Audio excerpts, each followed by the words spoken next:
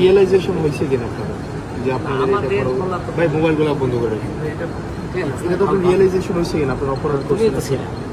আমরা তো ছিলাম বলতে স্যার, আমরা তো আপনারা অপরাধ করছেন যে ছাত্রলীগ নির্যাতন নিপীড়ন করছে, আপনারা এগুলোর ইন্ধন দিচ্ছেন, এগুলো নিয়ে স্যার আপনার অনুতপ্ত কিনা স্যার? তোমার কথাগুলো কেমন না আসলে কেমন না স্যার? তুমিও তো আমাদের মধ্যে না, আমি আপনাদের মধ্যে ছিলাম না, আমি আপনাদের বিরোধিতা করছি না, আমি আপনার বিরোধিতা করছি।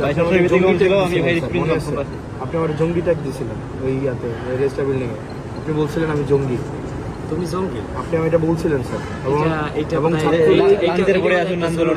না স্যার, বিশ্ববিদ্যালয় স্যার আপনাকে সাক্ষী রেখে ছাত্রলীগ নির্যাতন নিপীড়ন করছে, তখন আপনারা কিছুই বলেন না।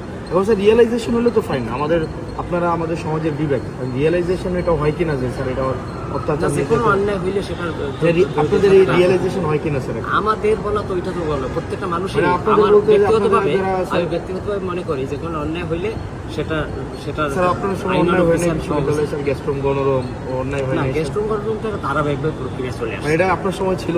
না, আমার সময় ছিল, কিন্তু আমার কিন্তু উদ্যোগগুলো আমারই নেওয়া ছিল। তো জানি স্যার নিরসনের না হাসনাত, এটাও তুমি জাতি হিসেবে নিয়ে আপনাদের লেখা পড়ার তারপরে হচ্ছে কাজের মধ্যে এই জিনিসগুলো আসা উচিত, রিফ্লেকশন হওয়া উচিত। এটাও তুমি স্বীকার করবা যে পদক্ষেপগুলো সেগুলো কিন্তু আমি নিয়েছিলাম, এটাও না ওই অর্থে না স্যার, আপনারা সবসময় ডিনাই করছেন।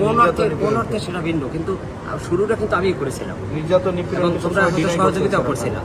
না, ডিনাই করাটা অন্য জিনিস, ডিনাই করা তো একটা অপরাধ। যারা প্রক্টর স্যার ছিলেন উনি বারবার ডিনাই করছেন। না, ডিনাই ইতিহাস সবাইকে ভালো থাকবে, শুভকামনা।